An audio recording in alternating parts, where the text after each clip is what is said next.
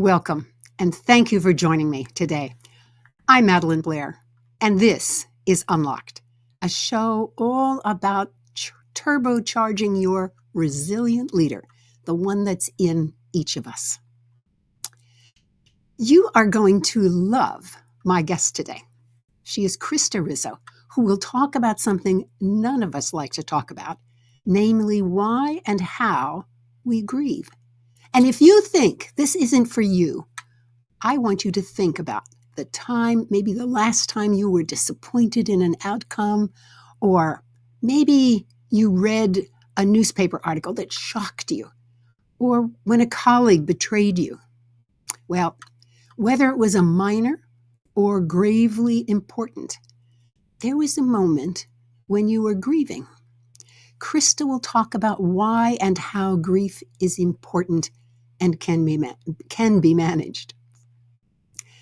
As usual, after our conversation, I'll be offering you some grounds for thought. So stay tuned and hear about this week's brew.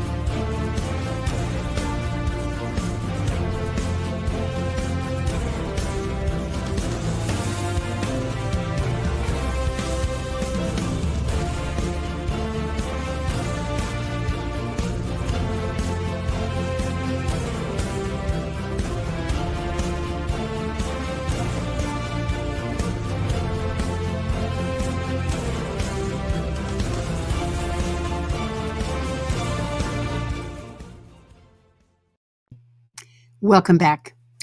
I'm your host, Madelyn Blair, and we're talking today with Krista Rizzo.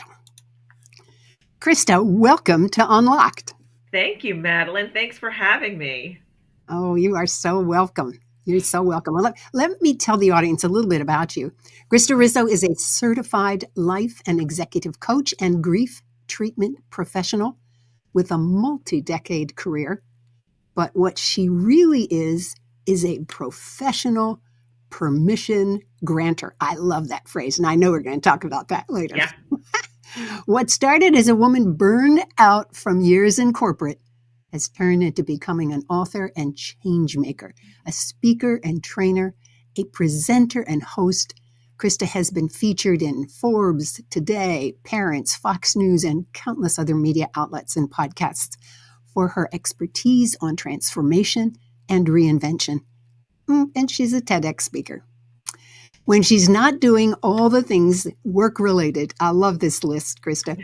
You find you walking the dog, cooking up a storm. I love that one. Paddling on the boat. I'm envious of that one. And most likely schlepping your kids to various sporting events. That's a great list and just sounds so familiar. Yeah, my life in a nutshell. Oh, for many of us. Well, let's begin with this being a professional permission granter. I know there's a story behind this. So what's the story? So I had to learn the hard way, I guess, like many of us do when we're learning big things in our lives about ourselves, that I had to be able to take control of my decisions and the way I wanted the trajectory of my life to go. So several years ago, when I was still working in corporate, I found myself in a very toxic work environment, and it was an uncomfortable place to be. And I had been with that company for a really long time, and it hadn't really been anything that I had come across. And there was, harassment and all kinds of really terrible things involved that I know a lot of women can relate to. And that affected my everything. It affected the way my productivity, it affected my emotional well-being, my physical well-being. And I, had 2 young children at home, and I really was trying to juggle all of that weight without passing it on to anybody else. Right? Because we all think women of a certain age feel like we have to do it all without asking for help. And that resulted in me on my 13th wedding anniversary breaking down on the floor in a puddle of tears to my husband, who was like, "What did I do? What is happening right now?" Because he didn't know that I was going through all this. And that kind of triggered a conversation about asking for help, giving myself permission to acknowledge that I can't do it all without having that kind of help. And then really kind of taking a step back and reevaluating what it was that I wanted as a professional, as a wife, as a mother, as, somebody who needed to really understand what it meant to put myself above anybody else. And, going back to that generational of women, when I was growing up, I was taught you get a job, you get married, you have babies, you take care of everybody. I was never taught take care of yourself, make your decisions for yourself, get your own bank account, like do all those things, right? And I had to kind of learn backwards. I had to learn in reverse order that I should have been doing it that way, from the beginning. And so it ultimately became, I had to give myself permission to feel okay about asking for help and stepping out of my comfort zone and saying, you know what, I have to be healthy. And if I'm not healthy, nobody else is healthy. And so that's kind of where the permission granting stuff came in. And that's kind of how the coaching stuff started. I knew that I needed to leave that job and I needed to do something that I was going to feel more fulfilled with. And so that led me into the coaching world and teaching other women and other people now, men and women, how to give themselves permission to do things that fear and change is holding them back from. I love the fact that you are able to do this because you lived it yourself. So you can really speak from that experience. It makes it so much more effective as a leader, as a coach, whatever, because you have it from your own self. Well, moving forward, you have a book called You Can't Tell Me How to Feel. I just love the title. Yes. And having read it, I can tell the audience that the book is a great read. Immediately, you see that Krista is speaking from her own truth about the topic. Yeah. Tell us about this book. So I have been coaching for several years, and, life is not linear. We think it is. We think that, from the time we're little kids, it's like, I'm going to be this when I grow up and I'm going to do this, this, this, and this. And then we quickly learn that, nope, you're going to go up and down and all around and all topsy-turvy and left turns and right turns at unexpected times. Our careers are like that too, right? So when I started coaching, I was life coaching, I was parent coaching, I was doing all this stuff. And then I kind of moved into a bunch of different phases of my life. And personal experience for me is really important when I coach and when I speak, because I feel like I can be more relatable to my clients and to my audience and just to the general public and even to my friends and my family by sharing my own personal experiences. And during COVID, I was doing a lot of virtual speaking to my corporate clients and talking about resilience and overcoming burnout, stuff that I had been through in my life. And as we're going through a global pandemic, things that the entire globe had to deal with, right? Learning how to be resilient in their jobs and working from home and, all the things that we had to do these last 4 years. One of the main themes that I got out of those conversations and those talks was that people were kind of opening up a little bit more about the things that we have lost. Yeah. Right? We've lost time and we've lost experiences, and some people have lost jobs and finances and homes and health. And ultimately there were people that lost their lives during this pandemic. And, this is stuff that we deal with every day also. But I really wanted to lean into that loss conversation because I think it's really important. And as this was all happening, I was going through my own personal stuff. I lost my mom and I lost my brother just in the last 3 years. And it was also during a global pandemic. And, I was trying to, deal with that grief and kind of understand that better for me. And so I decided to kind of lean into it. And I went back and got a certification in grief treatment because I wanted more tools to be able to work on myself, but also share with my audience. And so You Can't Tell Me How to Feel is really me leaning into the grief part of my coaching now. And it talks about, I wanted it to be digestible and short because grief is a really hard topic to lean into, right? Especially if you are in the middle of a heavy grief cycle. And so, when I decided to write the book, I was like, maybe it should be something that's shorter and easier to digest and more appealing to people, right? Nobody wants to read 200 pages at a time on grief. That's heavy. So I said, okay, let's make it an ebook. Let's make it easy for people to download. Let's try to figure out how to do this. And so You Can't Tell Me How to Feel is really all about, creating your own way of grieving in your own terms on your own timeline. Right? It's navigating your journey because everyone's journey is individual, not only just to themselves, but to each experience. And I think that for a lot of us, we weren't taught that either, right? I never had the tools to learn how to grieve losing a job versus losing a parent or a sibling or a relationship. Those are very different, but they do deserve their own times of grief, right? They need that time. So that's really what it's about.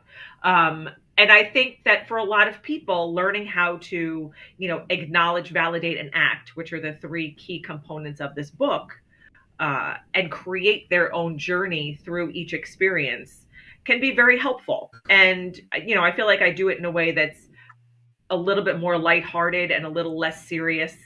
And I think I do it in a way I write stream of conscience. So if you're hearing me talk right now, this is how I write.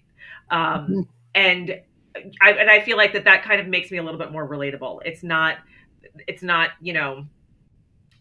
you're not reading the encyclopedia when you're reading my book. Well, I think another way to say it is that it's not as a conceptual book. You don't spend time in theory.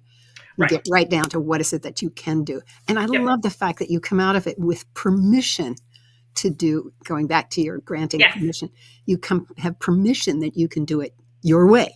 Yeah. Whatever that is. Well, I'm curious. You've talked about several things: loss of job, loss of family, death.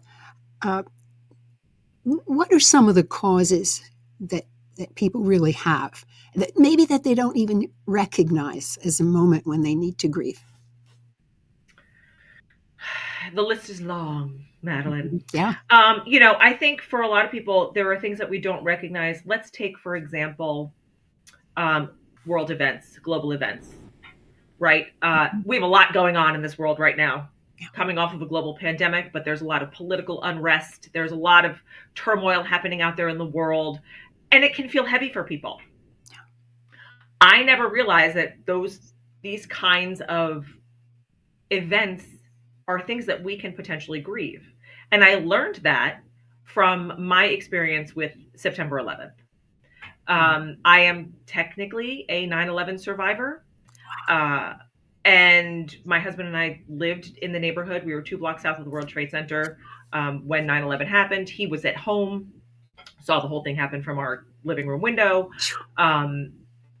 And when we were displaced for a few weeks because they wanted to make sure, the ground around ground zero was stable for us to go back to our apartment. And we had just gotten married and everything we owned was in our, little 1-bedroom apartment in the financial district where we lived. And that kind of opened my eyes to, oh my gosh, life really can change in a split second, right? He used to commute out of the World Trade Center every day. Just by luck, he, hadn't gotten on the train yet. He was, getting out of the shower when I called. So things could have looked very different for me.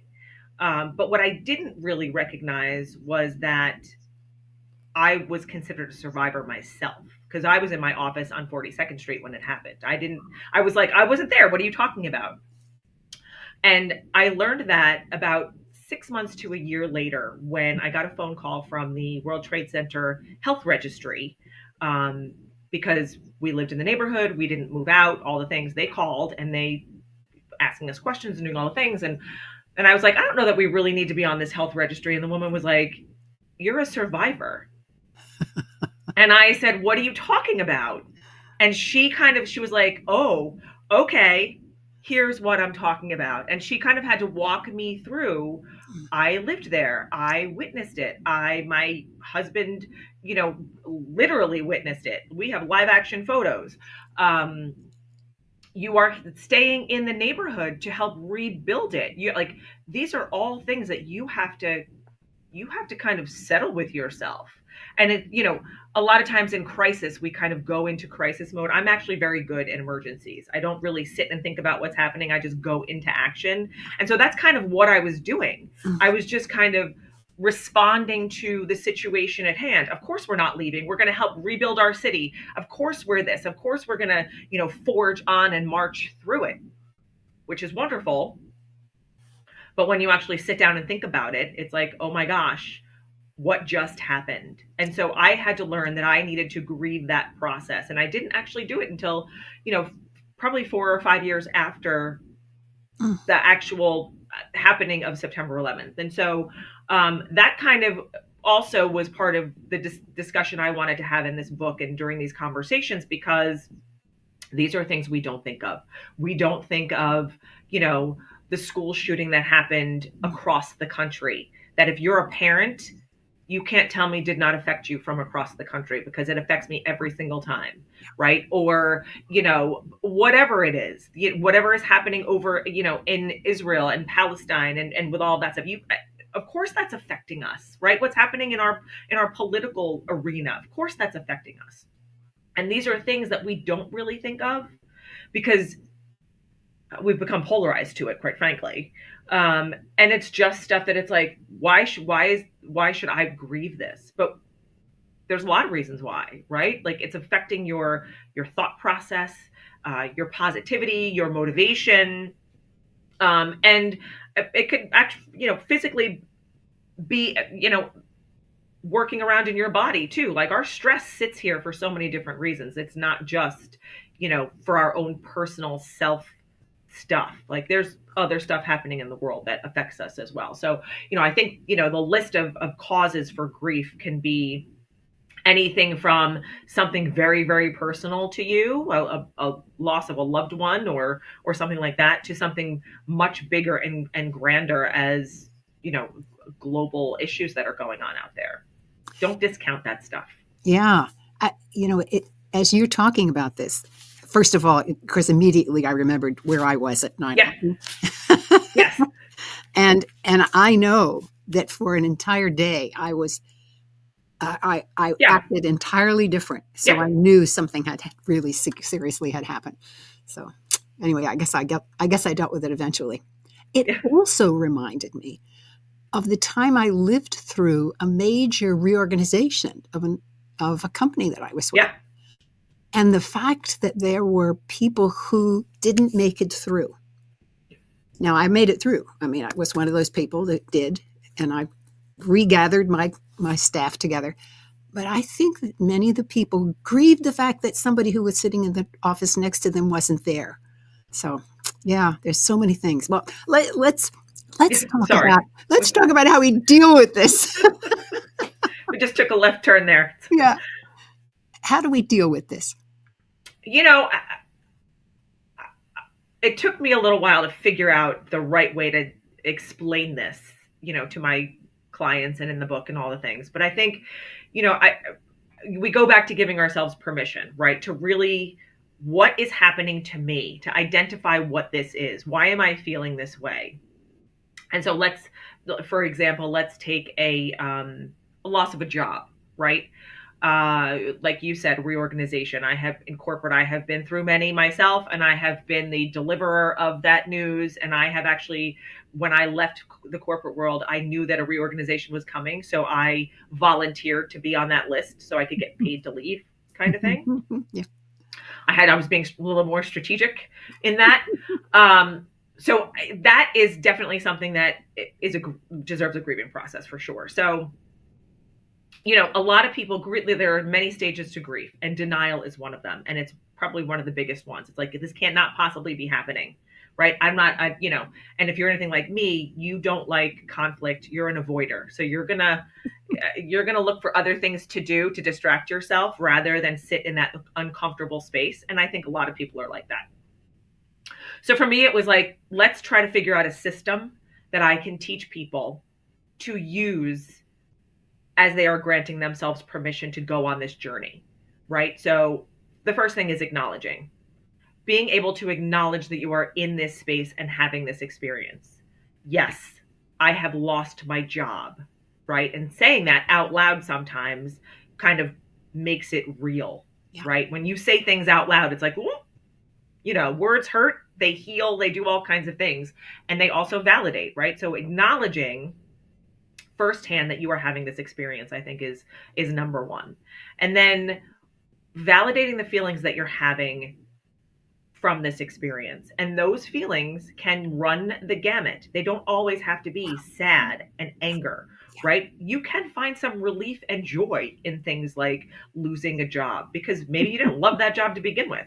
Maybe you didn't like your coworkers. Maybe, you know what I mean? And all of a sudden, after you've thought about it, you could be like, oh, maybe that's a little bit of relief I'm feeling, right? Because after the anger and after the shock and all those feelings, other stuff kind of sets in. So acknowledging, validating your feelings is really, really important. And I also think that this is important too. The only person that has to care about validating your feelings is you. Because how many times have you heard, stop crying, it's going to be okay? All the things that you don't want to hear. Don't overreact, right? You don't want to hear those things when you're in the middle of a crisis or you're in the middle of having a feeling. You want to hear people say to you, I'm really sorry that you're feeling this way, or I understand you're feeling this way. How can I help you? Right? Not discounting your feelings. So please, please, please, if you're in a space where you're looking for acknowledgement from somebody else on your feelings, make sure you're going to go to somebody who is going to say, I understand that you're sad. How can I help you? Right? Instead of telling you to shake it off and pull up your bootstraps, because when you are having feelings, you should be able to validate them and you should be able to sit in them. So acknowledge, validate, and then act, right? What are we going to do to move forward to get through this? After my brother passed away, I was having a conversation with somebody who had gone to group therapy, and she had said to me, the group therapist said, the only way out is through.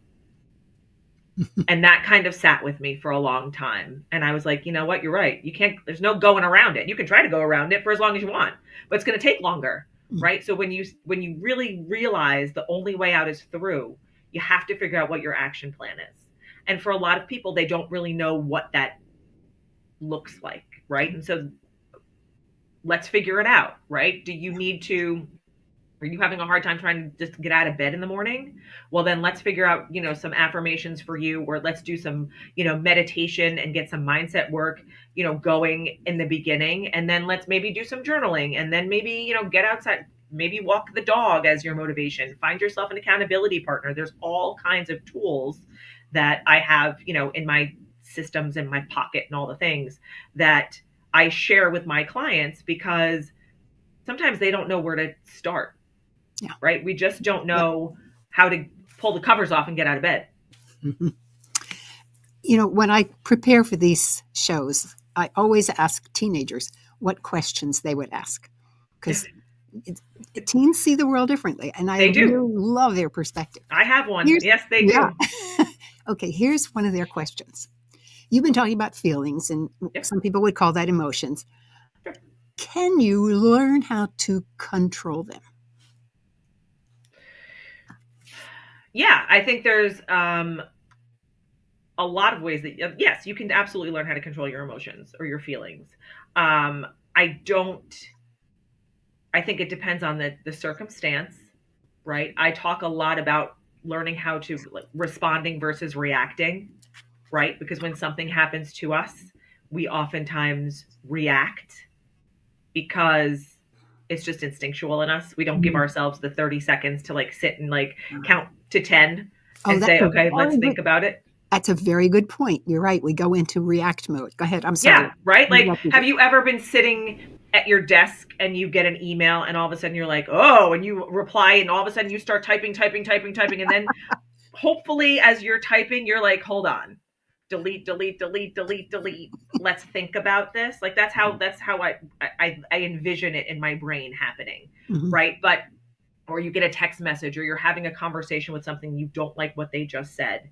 And instinctually, we want to, dig our claws in and react. But if you have the control, learn how to control those emotions a little bit and say, okay, you know what? I'm going to give this person, I'm going to validate these feelings for this person right here. They are angry and they are sad and they are coming at me.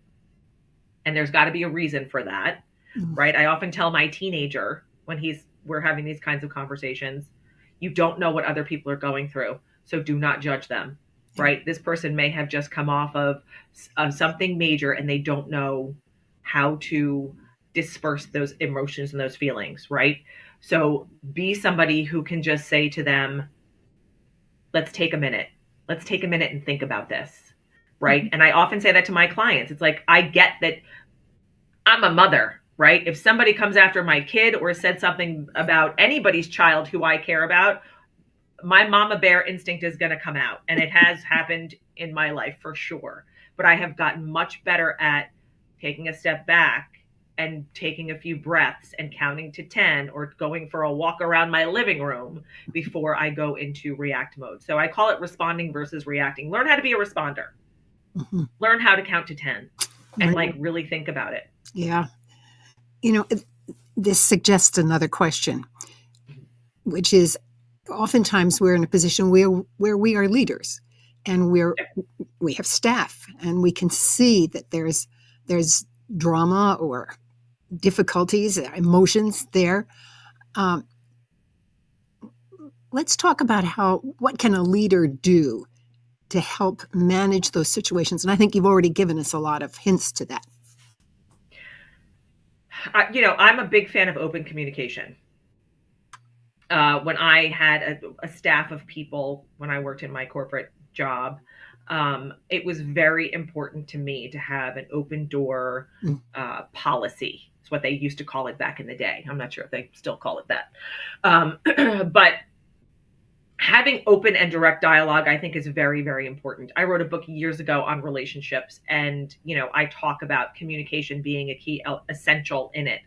And I think especially in a workplace situation as a leader, being able to communicate with your team and your people is really important. And being somebody that they can trust is even more important, right? It's not about creating friendships, so to speak, but it really is about creating a relationship where there is a trust bond. There is, I was watching yesterday. I don't know if you follow sports, but we are a big sports household, right?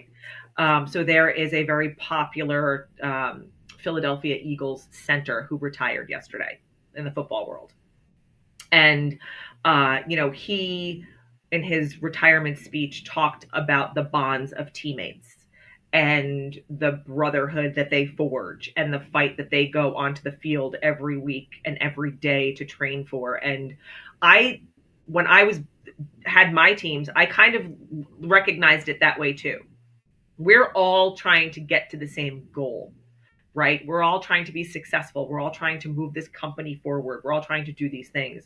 And the only way we're going to do that is not as me with me at the helm and you guys all below me. It's us all being on the same deck at the same time, at the same height. And if you're a leader, sometimes that's hard to do, right? It's hard because you're the guy who everyone's looking to or the girl. And sometimes, that can go to our heads because we've got the title or whatever we've got. But if you, create the relationships that are bonded, it's never about that. It's about people that are willing to go to battle with you, or people that are willing to come in and have uncomfortable conversations with you, and you being able to have uncomfortable conversations with them. And that's hard for leaders too, right? People say, oh, it's easy for me to fire somebody, or it's easy for me to do these things. That's much easier than having an uncomfortable conversation. Yes. Right? Having an uncomfortable conversation that you're going to have to continue that relationship with. Yeah, that's exactly what came to my mind, because, firing someone, and I have done it, very difficult. You prepare for it very carefully. You try to salvage the person, let them understand there's value in them. They just don't fit in this particular situation. And then it's over because they're gone. But when you're dealing with somebody in the office who's going to be here for the next months, years, whatever, you're right. That's much harder to have those tough conversations, especially around emotions and reactions to situations. Yeah. So, I think as you are an expert in resilience. And so, I'm wondering, like you just said, but I think, as we talk about this a little bit further, creating those relationships and creating those bonds and creating that trust is really important. And that also builds that resilience for you and that person. Yeah. Right. And that it's a good point. The linkage there is that you have created what I call social support. That person can depend on you, and therefore that literally builds their resilience, because they know they have that kind of support to them. Yeah. So it all works together. Yeah. There's another dimension to this, and I may be going off a little bit, but I'm curious as to how you handle this. Sometimes when we're dealing with these kinds of emotions, especially when we're dealing with grief, you have to kind of set some boundaries. Yep. What are the most important things to remember when you're attempting to set boundaries with another person, say? The first thing that I tell people about boundary setting is that we're going back to permission. Is that you have to be okay with understanding what you want and why it's valuable to you. Right? So I'm giving myself permission to want more ease or more peace or whatever it is that you're looking for. Self-care is the single most important gift that you can give to yourself every single day.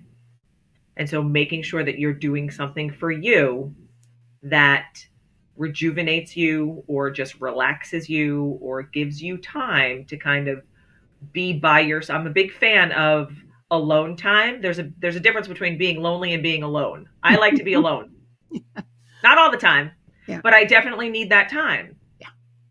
And, way back in the beginning of this conversation, I had to learn how to make myself a priority, because again, most of us don't do that. Right? Well, it's more important for me to take my kid here, or to do this, or to feed this, or to do all the things. And then all of a sudden you've only got 7 minutes left in your day before you go to bed. And it's like, why am I so tired and angry and frustrated and feeling unappreciated and all that stuff? Right? We've all been there. Yeah. So the first thing I think when you're setting boundaries is give yourself permission to put yourself first. Right? Find your time of day, or figure out why this is important to you, right? For me, I have some non-negotiables in my day every single day. I meditate every morning. I meditate before I go to bed. It just helps me wake up. It helps me calm down. I take my dog for a walk so I can get outside and be out in nature, and we can breathe, and we have 45 minutes to get some exercise in. None of this has to be, weekends away at the spa, although that's one of my favorite things, right? Or any of that stuff. People think self-care and it's like automatically they go to the big expensive things. Like, you can go, sit in your recliner and read a book, and you're taking care of yourself because it's something that you enjoy doing for yourself. So self-care for me is number one, and learning to make yourself a priority. I think that's the most important thing when you're setting boundaries, and then figuring out what that boundary looks like. Mm. How much are you willing to accept from somebody before you're going to break? And we've all been there too. It's like, oh my gosh, I cannot take any more of this. And that's what happened. But then, sometimes that results in a reaction and a much bigger situation than it needed to be to begin with, because you didn't have the boundaries up, right? We've all been walked over plenty of times before the light bulb went off and we said to ourselves, hold on, I don't need to take this. So how many steps back do I have to go to figure out where I could have stopped this? Yeah. What it calls to mind as you're describing this is that there are moments when for maybe your emotions are not being accepted by others, or there's some behavior that's going on that causes emotions in you. And I love the fact that we talked about boundaries, because that's a lot about standing your ground. Yeah. But what if that I'll call it the irritant. I like that. Is a bully. What's your coaching for people who have to deal with bullies? Well, it's hard, right? Because whenever I have had conversations about a bully situation, I always think about what they're going through. Hurt people hurt people. We've all heard that, right? Yeah. So if you're hurting somebody, and bullies tend to do it deliberately, it's not an accident, right? Bullying is a repeated behavior. So if somebody is repeating this behavior, there's something happening in their life, or something has happened to them that has not been reconciled or dealt with or healed, that they are projecting onto you. So maybe they were there was an abuse situation as a child, or in a relationship, or something that they don't know how to deal with. They were talked to the same way that they're talking to you, right? It's a cycle of how we were brought up. And until they recognize that they have to break that cycle is going to continue. And so if you are in a situation where someone is continually going and going and going at you, you have a few choices. You can walk away and sever the tie, right? And just be like, I'm done. You can show compassion and empathy and try to help that person by kind of not being a bully back to them, but killing them with kindness by saying, clearly you are hurt. Clearly something is going on. I'm sure you don't mean what you're doing to me. Can we and I want to help you, right? I'm coming to you as somebody who actually cares about your well-being and your welfare for the future. And a lot of times, historically, any kind of bullying situation that I've ever witnessed or seen, the people that are doing the bullying, they're aware, but they're not so aware, because it's just inherent in them. It's what they knew in their own homes, or how they were treated in some way, you know what I mean? Or they were bullied, and now they are there. It's a systematic situation, right? It's not, I hope, and I'm, my happy-go-lucky 12-year-old is not going to wake up tomorrow and just go and get into one of his friends' faces and start bullying a friend. I'm pretty sure that's not going to happen, right? But he has come home and said, oh, this person said something not nice to me. And I, went back to him and said, okay, well, how do you want to fix this? Like, how do we want to work on this? Because I know you want to be friends with this kid, and he doesn't seem to be, right? And so it was kind of a text message exchange, and he went back to him and said, I'm sorry that you were mad, or I understand that you were mad. Maybe we should figure out why. And the kid came back and said, you know what? I was mad because I didn't get playing time on the basketball court, and I didn't get to do this, and I didn't get to do that, and I was taking it out on you, and I apologize. Wow. And that's like, a very minute, small, thing, right? But they resolved it, and they're sixth graders. That's anything but minute, because what you did was you prepared your son so that he knew how to take that initial step himself. That's real maturity on his part. Yeah.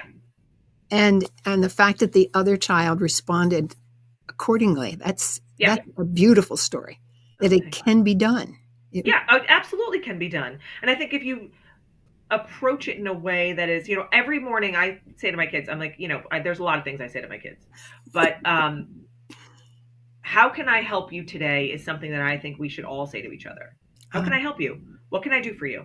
What do you need? And it doesn't need to be with a motive or an intention behind it. That's something that you want to get out of it. It really is, how can I help you today? And that is how I start every day with my family, with my clients, with my dog. What can I do for you today to make something easier, or to make you smile, or to bring something into your life that maybe you didn't even know that you needed, right? And I think that more people need to say those things, right? How can I help you today? It's not just about you. It's about the collective we. Yeah. And I try to teach that to my kids, and I try to have these conversations with them, and they listen to me all day long, talk to my clients. And so they've been hearing these words for a long time. So they know, but I think, you're teaching as well by doing these things. Yeah. Right? Oh, absolutely. If you're passing this on to your friends and saying, I understand that you're mad, and I understand that you've had a really hard day. How can I help you? Mm-hmm. Beautiful. Your friend might say, oh my gosh, you know what? I'm willing to have this conversation with you. Cool. Well, we have gone over so many things. But if there's one expectation to have about grief and loss and the behaviors from it, what would that be?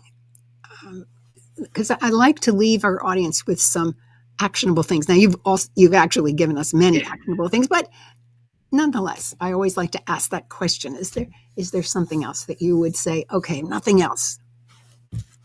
I think the one thing that I've definitely learned, a big thing that I've learned about grief, I've learned a lot, but is that it doesn't end, right? There is no end to grief. I come from a very Italian family, right? And when somebody died, the old ladies would put on the black, and they'd wear the black for a year. Yeah. And then they would take off the black, and it's like, okay, I'm done. That's not how it works, right? It can get better. I think what we need to know about grief is that it becomes part of us, right? It becomes part of our story. It becomes how we maybe change the way we make decisions, change the way we look at things, change the habits that we had. My parents were not healthy people. And so I have definitely made different choices in my life based on their experiences, right? So grief is something that we have to live with and kind of absorb into ourselves. And it changes us, but I think it makes us smarter and stronger and more aware. And it gives us that permission to kind of, be ready for it to sometimes pop up unexpectedly, right? Like my mom died 4 years after my father, and she never, ever got over his death. Mm. And so she tried, and she, tried to have a life and tried to have her friends and tried to do all the things. But she would say to me, I cannot wait to be with him. Mm. And that's okay, right? That's okay. But at the same time, you kind of she had to accept that and make that part of her life in order for her to keep going on for as long as she did, right? So I think it's not a one and done kind of deal. Our experiences make us who we are. And to be able to say, you know what, I had to grieve for that, and I had to grieve through this, and I had to do all these things, makes your story all that more remarkable. I have to tell you that just your phrase that your mother said brought tears to my eyes. I'm sorry. I know. It's yes. Yep. Yeah. Mm-hmm. Okay. I got over that. Take a drink. You need a minute? Oh, that's a good idea. But this aspect that it never leaves you, I think that's really, really important. Because as you said, it took you many years to process 9/11, not get over it, but process it. So we need to be more tolerant of that. I remember one time there was someone lost who died very suddenly over the weekend. And the following Monday, the staff came in and their leader was gone. And I remember for the one time, and I apologize to all the good HR people out there, but this is the one time that the HR department actually did something productive because they told the staff how to deal with this. Yeah. That you were allowed to talk about him. We even created a room, a conference room where they had a picture of him and you could go in, you could sit and do whatever you needed to do there. And I thought, wow, now that was really nice. But nice in the sense that it allowed people to deal with it. Even though, as you say, you never leave it. It never leaves. I've never forgotten the man as a result. I mean, that was years ago. It's got to be 20 years ago at least. So, wow, Krista, this has been an amazing conversation. Oh, good. Well, I think we could go on for days. All day. I want to thank you so much for this time with you. Thank you for having me. Oh, you're so welcome. How can people get in touch with you? So head over to, I've got two websites. One is KristaRizzo.com and the other one is YouCan'tTellMeHowToFeel.com, and they all kind of merge together. But I've got an ebook. I have digital courses that you can, download and get into the nitty gritty of. And I've got a little journal and coloring book in there that you can download and print off and use it for your self-care. So yeah, that's it. You just find me on Krista Rizzo and I'm everywhere. Great. Krista Rizzo, thank you. You're welcome.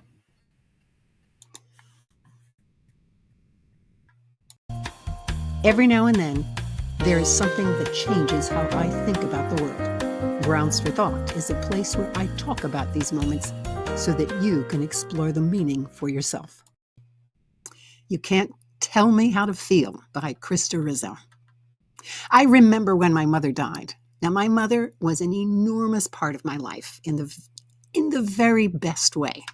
You see, she understood me perfectly. She knew what I was thinking and feeling long before I did. And she did it without judgment. Amazing woman. So when she died, why was I not crying my eyes out?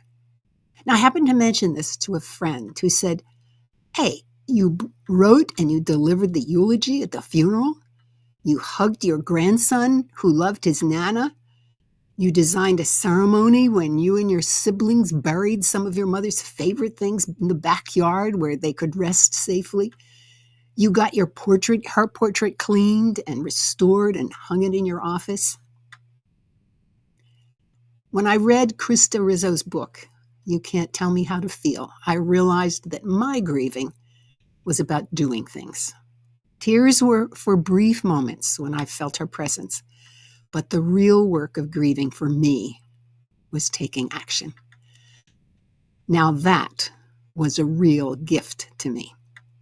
Reading her booklet was a delight. Her opening story is a gem that shows why she understands that grief is important. She's been through it and faced her own limitations as she moved to act on what she could in this. She becomes a trustworthy guide. And she understands that you will all grieve differently and that every expression of grief is valid. She lays it out in her very forthright manner, as you have observed, that makes it easy to read and absorb, and sometimes laugh. I've done a lot of research around resilience, and I loved how the practices she recommends mirror so much of what I have learned prepares us to be resilient when we must be. And it strengthens us for the next time. Life is just like that. How great is it that dealing with a challenging event in our lives also prepares us for the next time? Rizzo's book is a gift needed especially in this time. She says we grieve over many things in addition to the death of a loved one. My sense is that every person in this beloved country is grieving for the loss of the peace that used to fill our days. From the news of shootings, from the burning of old forests, from the peace that used to fill our days. What it means to the resilient leader is that emotions do not always act out the same way in different people. Being aware of this prepares you to manage the situation without getting emotional yourself.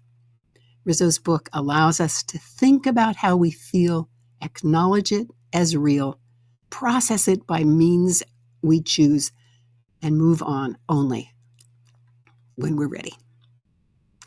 You Can't Tell Me How to Feel by Krista Rizzo. Thank you for joining me today. I hope you've enjoyed the conversation and learned something new. And if you would like to turbocharge the resilient leader in you with me as your coach, schedule a conversation by sending an email to Madelyn at madelynblair.com or go to my website, madelynblair.com, and schedule a conversation directly. If you're on YouTube, click the like button. And of course, please subscribe so that you won't miss knowing the amazing guests I bring on each week. I'm Madelyn Blair, wishing you infinite possibilities as you unlock that resilient leader in you.